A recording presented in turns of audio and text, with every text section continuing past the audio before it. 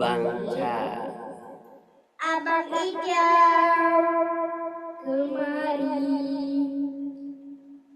Oh iya, Abang Ijam mana? Assalamualaikum warahmatullahi wabarakatuh. Waalaikumsalam warahmatullahi Innal wabarakatuh. hamdalillahi nahmaduhu wa nasta'inuhu wa nastaghfiruh wa na'udzu billahi min shururi anfusina wa min sayyiati a'malina.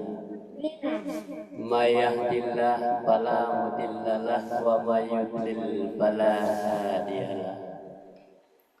Asyhadu an la ilaha illallah wahdahu la syarikalah wa asyhadu anna Muhammadan abduhu wa rasuluh. Allah ta'ala fi Qur'anil Karim. A'udzu billahi minasy syaithanir rajim. Bismillahirrahmanirrahim. Ya ayyuhalladzina amanu taqullaha wa tanzur nafsun ma qaddamat ligat. Wattaqullaha innallaha khabirum bima ta'malun. Sadaqallahul azim. Syukur alhamdulillah kita aturkan kehadirat Allah Subhanahu wa taala. Pagi hari ini mempelajari Islam, diberikan nikmat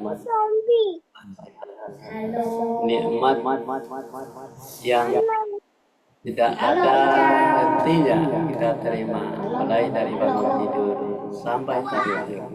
Allah memberikan fasilitas yang cukup kepada kita, sehingga dengan nikmat-nikmat itu kita syukuri bahwa pagi hari ini kita tetap istiqamah mempelajari ayat-ayat Allah, mempelajari riwayat sejarah perjuangan Islam. Ya.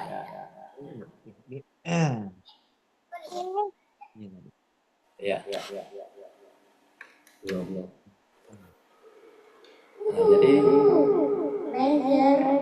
perjuangan Islam itu akan selalu diingat atau dipelajari, dipahami oleh generasi-generasi mendatang agar dia tahu bagaimana Islam itu jaya, bagaimana Islam itu masa emasnya pada zaman Khulafaur Rasyidin. Jadi zaman Khulafaur Rasyidin itu Islam itu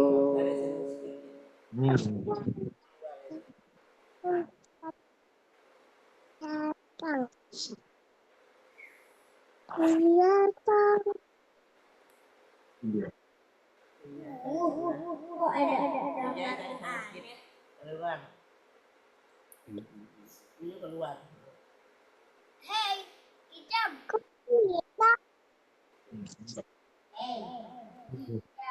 ya. Mari kita ingat, kita pelajari bagaimana keemasan Islam pada zaman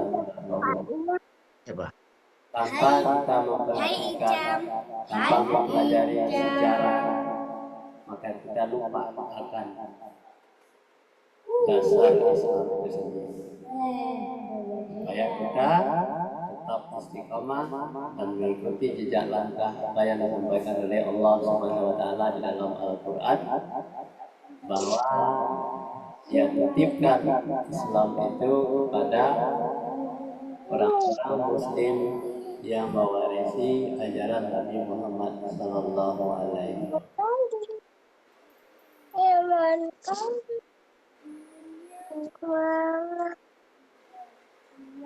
Ya. Coba dibaca tuh bisa. Dulu ya, coba dulu, coba dulu. Dulu. Nih, baca dulu, Dek. Iya. Ada tulisannya nak?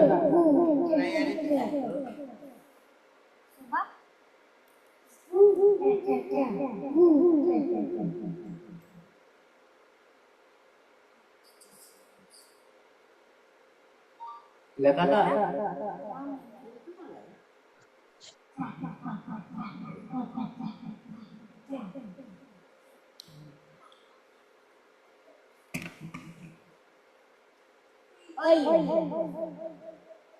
Oh iya.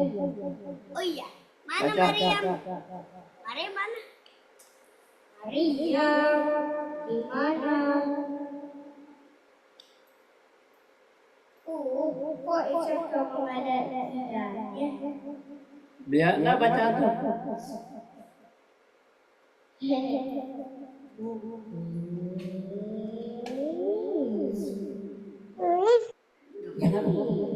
Dulu ya. Aduh. Baca dulu. Oh iya. Oh iya. Oh iya. Harap uang duit. Nah, baca tuh.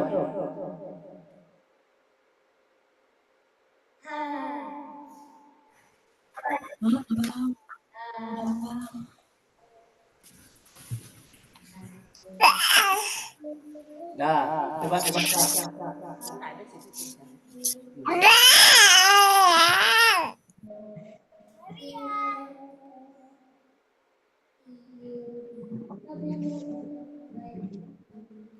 Siapa yang baca? Bisa baca.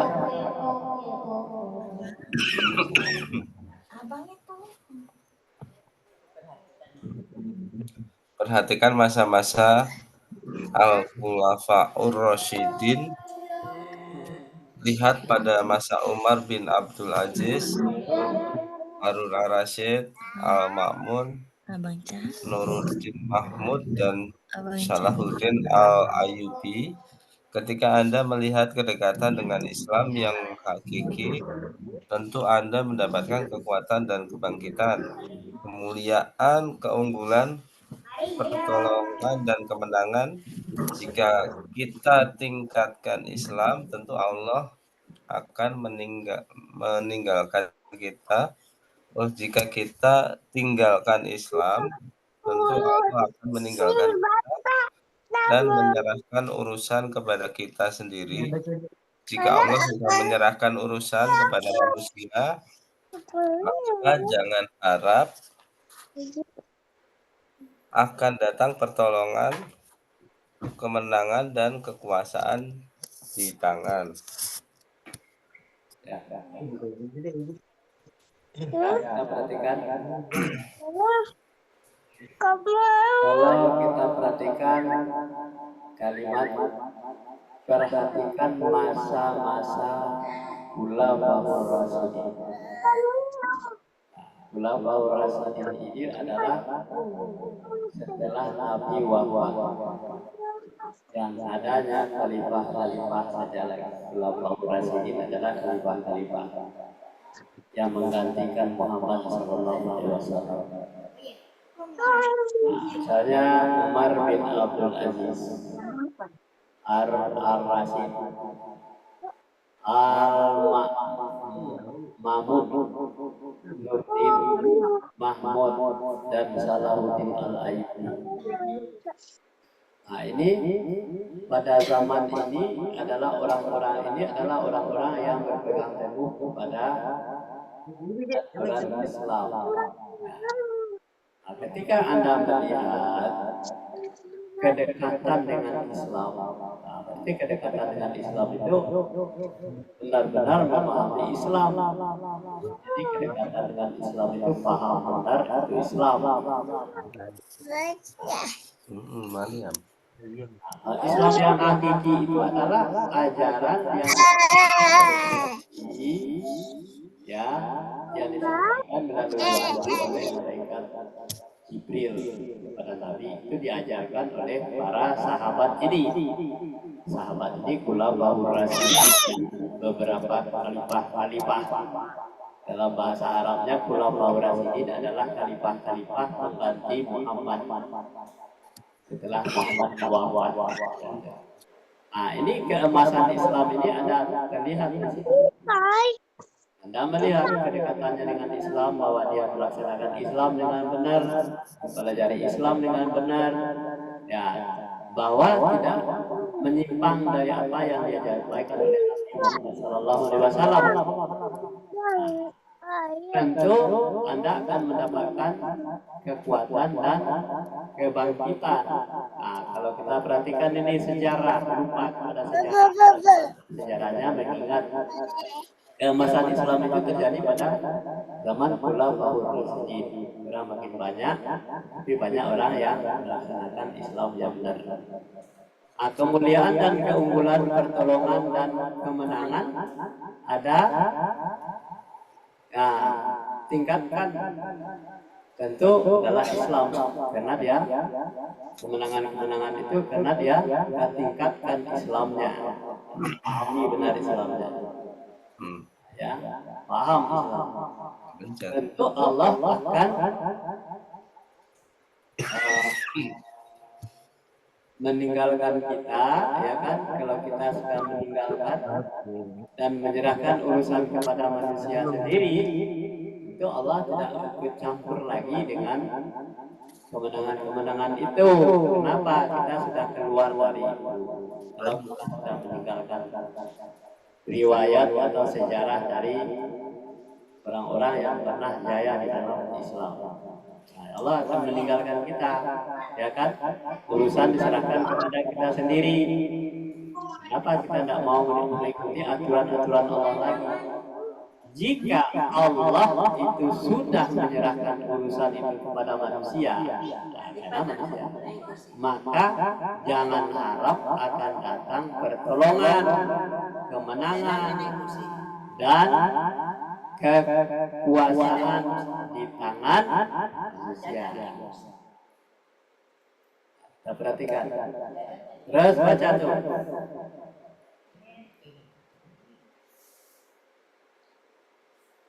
Baca.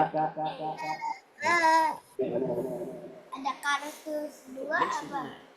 Jika Abang baca. Jika kita hendak memecahkan masalah, maka tidak ada jalan kecuali kepada Islam. Tapi yang dimaksudkan Islam di sini tidak seperti penggambaran sebagian orang. Sebab sebagian dari apa sih ini? Bagian dari hanya membatasi diri. Pada masalah pelaksanaan, sanksi hukuman seperti tangan pencuri harus dipotong, pemabuk dan pezina harus didera, orang murtad harus divonis mati, dan lain sebagainya. Islam tidak sekedar masalah ini, tapi ini merupakan bagian akhir dari apa yang diturunkan dalam Islam. Ya. Jika kita hendak memecahkan masalah, masalahnya yang mana? Adalah masalah orang yang keluar dari aturan-aturan Islam itu sendiri, itu masalah, ya kan? Tidak ada jalan kecuali hanya kepada Islam. Kita kembali lagi kepada Islam yang seperti yang dilakukan oleh Khulafaur Rasyidin yang tadi. Tapi dimaksudkan Islam ini tidak seperti penggambaran sebagian orang. Sebab sebagian dari orang hanya membatasi diri. Ya. Sebab membatasi diri itu adalah karena tidak utuhnya Islam lagi dilakukan. Itu namanya membatasi diri. Jadi kalau membatasi diri adalah Islam tidak diajarkan secara utuh. Itu persoalannya. Nah, jadi kalau Islam itu tidak utuh pengajarannya, jadilah kekacauan. Ini masalah. Nah, jadi masalah itu Islam itu bukan hanya dipilih-pilih, hanya bagian-bagian yang penting, yang kira-kira yang enak saja yang dilaksanakan, tidak mau berjuang dengan sungguh-sungguh, tidak mempelajari Islam secara benar, tidak utuh lagi. Itu maksudnya yang membatasi diri. Apa ada masalah pelaksanaannya, sanksi hukumnya, misalnya seperti tangan pencuri, ya kan? Seperti tangan pencuri harus dipotong. Nah, itu membatasi diri. Nah, dibuatlah aturan kalau mencuri tidak dipotong tangannya. Kalau Islam kan dipotong tangannya. Pemabuk dan pezina harus didera.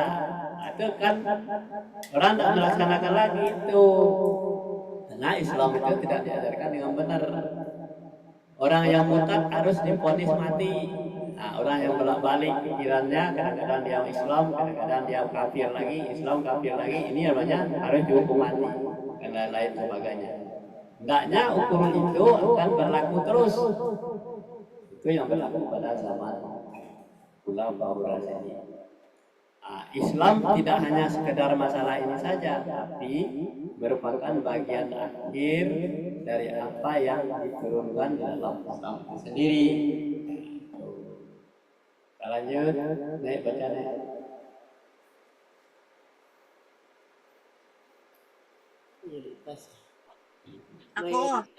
Oh ya udah baca lah. Ya. Mayoritas hukuman disebutkan di dalam surat Al-Maidah, dan surat ini merupakan bagian akhir dari Al-Quran yang diturunkan sebelum menegakkan sanksi hukuman. Ada baiknya jika kita mendidik manusia pada ajaran Islam, membentuk manusia muslim, menyingkirkan hambatan dari jalan Islam, yaitu hambatan yang menghadang manusia untuk kembali kepada Allah. Kita harus menghidupkan. Ya. Mayoritas hukuman berarti banyak nih hukumannya. Mayoritas berarti banyak yang disebutkan di dalam surat Al-Maidah. Banyak sekali hukuman yang disebutkan dalam surat Al-Maidah itu, dan surat ini merupakan bagian akhir dari Al-Quran yang diturunkan. Mayoritas. Sebelum menegakkan sanksi hukuman, sebelum adanya sanksi hukuman itu, ada baiknya jika kita mendidik manusia pada ajaran Islam. Jangan Islam itu belum diajarkan tetapi hukumannya sudah dilaksanakan. Jadi paham benar orang-orang yang memeluk Islam itu, ini perintah, ini larangan, ini perintah, ini larangan. Itu yang harus diajarkan dulu kepada manusia, mendidik manusia. Kalau dia tidak tahu ini perintah, ini larangan, semuanya akan melanggar aturan-aturan Allah itu. Nah, ini maksudnya. Jadi hukuman itu berlaku apabila orang itu sudah dipahamkan dulu Islam secara benar, baru membentuk manusia muslim. Jadi manusia yang muslim itu bukan hanya disebut-sebut saya muslim, berjibak muslim, pergi ke masjid muslim, bukan begitu. Tetapi dididik dulu, paham dia dirinya diri sendiri, paham Tuhannya, paham keluarganya, paham sejarah Islam, paham dia Islam yang mundur, paham Islam yang maju, kapan Islam itu maju, kapan zaman keislaman itu masa emasnya, dia tahu dulu sejarah Islam itu sendiri. Kalau dia tidak paham, jangan diberikan hukuman dulu. Sebab bentuklah manusia itu, didiklah manusia itu secara Islam, ajaran Islam. Kebanyakan umat Islam sekarang tidak paham. Kalau tidak paham diberikan hukuman, tidak masuk kepada akalnya. Ini yang terjadi. Akhirnya menyingkirkan hambatan dari jalan Islam. Kalau tidak paham akan menyingkirkan hambatan dari jalan Islam itu sendiri. Kan banyak kendala kalau tidak paham, ya kan? Yaitu hambatan yang menghadang manusia untuk kembali kepada Allah. Jadi kalau kita sudah menyingkirkan hambatan itu, jalan Islam itu, berarti manusia itu benar-benar kembali kepada Allah. Jadi masalahnya yang menghadang manusia itu untuk kembali kepada Islam karena tidak paham aturan-aturan Islam itu sendiri. Maka kita harus menghidupkannya. Bagaimana cara menghidupkannya? Mengajarkan kepada anak cucu kita Islam yang sesuai dengan keinginan Allah dalam Al-Quran, yang diajarkan oleh Nabi, yang dikembangkan oleh para sahabat Khulafaur Rasyidin tadi. Kenapa zaman keemasan Islam itu banyak kemenangan yang diraih? Islam itu menjadi sebuah titik tumpu bagi semua manusia untuk mempelajari Islam, karena ilmunya yang ada di dalam diri manusia sendiri. Cari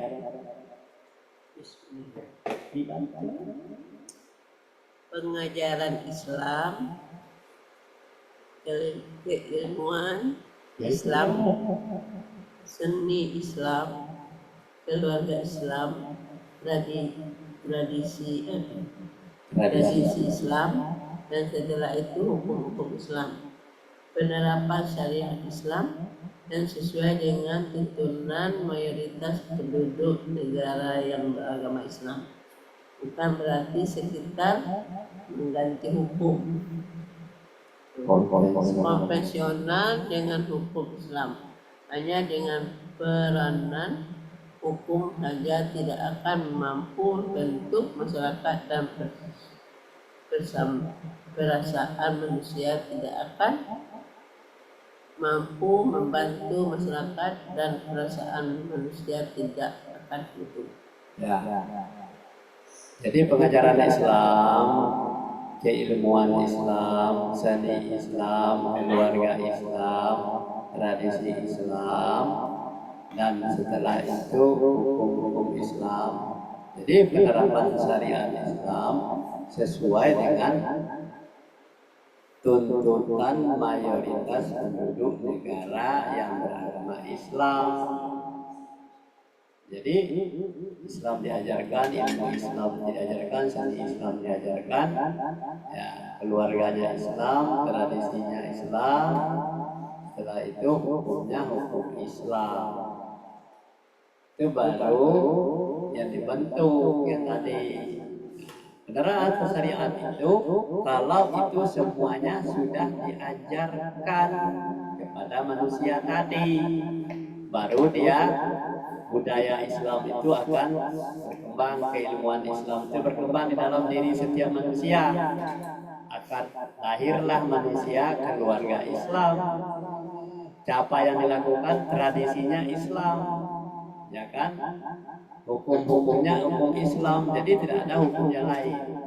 Bukan berarti sekitar mengganti hukum konvensional, bukan hukum konvensional dengan hukum Islam. Jadi hukum konvensional itu adalah hukum yang berlaku kepada manusia yang sifatnya ada manusia kafir, ada manusia Islam. Nah, itu konvensional namanya hukumnya. Kenapa ada hukum konvensional? Kenapa tidak murni lagi Islamnya seperti di Indonesia? Nah, hukumnya hukum konvensional, hanya dengan peranan hukum saja tidak akan mampu membentuk masyarakat dan perasaan manusia yang tidak akan mampu membantu masyarakat dan perasaan manusia tidak akan mampu. Nah, jadi Islam itu jangan dicampur adukkan dengan hukum konvensional. Hukum konvensional itu kita berada di negara yang bukan Islam, ya. Itu hukumnya hukum konvensional. Ada orang kafir, ada orang Islam, itu namanya hukum konvensional. Dengan hukum konvensional itu tidak akan mampu, ya kan, akan mampu membentuk masyarakat dan perasaan manusia tidak akan hidup kalau dengan hukum konvensional. Tetapi dengan hukum Islam pasti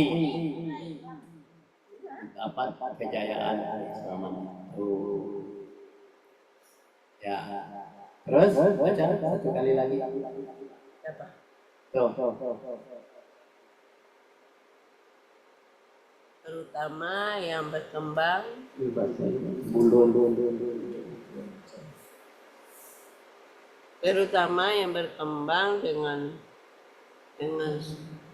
Sanksi hukuman yang dapat membentuk diri manusia adalah pendidikan yang berkelanjutan, bimbingan secara terus-menerus yang dilaksanakan keluarga, sekolah, perguruan tinggi, masjid, pengeras suara, televisi dan sebagainya, segala barang yang biasa digunakan untuk memberikan penggerahan dan mendatangkan pengaruh. Ya. Terutama yang berkenaan dengan sanksi hukuman, itu sanksi hukuman itu tadi kan hukuman itu adalah kan hukuman konvensional tetapi hukum Islam dapat membentuk diri manusia adalah pendidikan. Itu adalah pendidikan yang berkelanjutan. Jadi pendidikan berkelanjutan itu adalah bimbingan secara terus-menerus. Itu artinya pendidikan berkelanjutan. Bukan begitu tamat sekolah, dibiarin aja. Gak diajarkan di sekolah, di rumah dibiarin aja, tidak berkelanjutan. Jadi di sekolah diajar dibimbing oleh guru, di rumah dibimbing oleh keluarganya sendiri. Itu terus-menerus berkelanjutan. Yang dilaksanakan oleh keluarga. Keluarga itu ada keluarga sekolah, ya kan, keluarganya perguruan tinggi, masjid, pengeras suara, kalau kita tak bisa ke masjid, televisi, dan segala piranti yang bisa digunakan untuk memberikan pengarahan dan mendatangkan pengaruh. Itu dapat pendidikan berkelanjutan. Berkelanjutan itu terus menerus, tidak berhenti. Jadi tidak ada istilahnya belajar itu istirahat. Di rumah, pulang dari sekolah tidur dulu, bangun tidur belajar lagi. Dibimbing oleh keluarganya. Jadi kalau keluarga tidak berperan lagi, berarti pendidikan berkelanjutan itu tidak berlanjut. Itu yang dari sekolah dipelajari tadi sudah hilang lagi. Itulah peranan keluarga untuk memberikan pendidikan kepada anaknya sendiri.